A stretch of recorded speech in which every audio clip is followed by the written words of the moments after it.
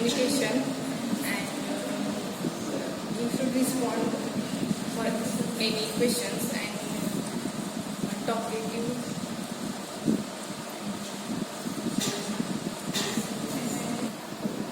I think trainer will have to interact with student in totally English, unless and until student will not try to speak in English.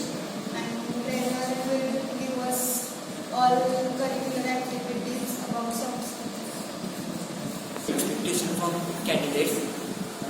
Trainer should give us practical tasks, and trainer should guide us to improve our communication skills.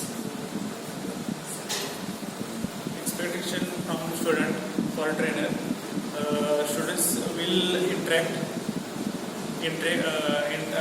and various activities are involved. Students are involved in all activities. Then student inquiries about interview, etc. They will ask to the trainer, and then